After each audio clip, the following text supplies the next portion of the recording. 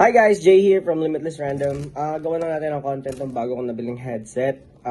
The Red Dragon H848 IRE Pro. Ayan, ba't tayo mag-focus? So, ano pa hinihintay natin? Subukan natin to. Let's go!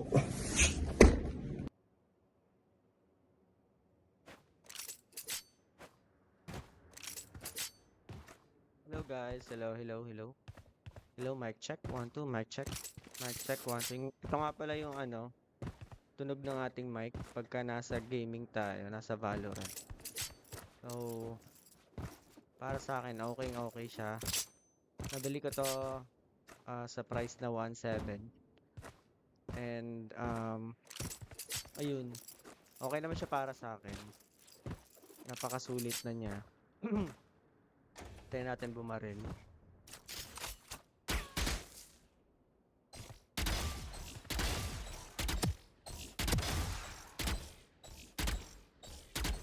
Hello, mic check.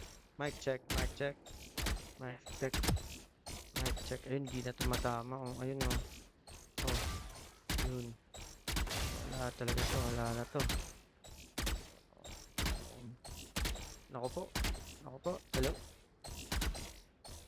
Rinig niya lang naman ako. Hello. Ayun. Ito na. Grabe yung bait niya, guys. Grabe yung base niya. Sulit na to.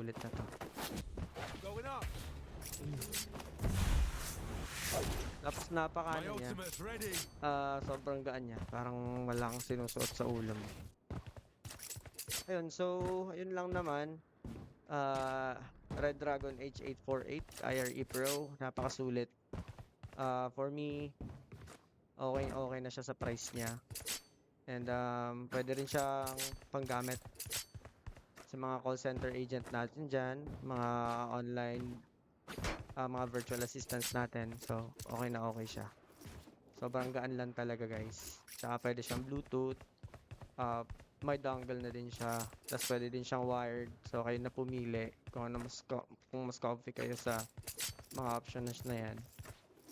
So, yun lang naman. Overall,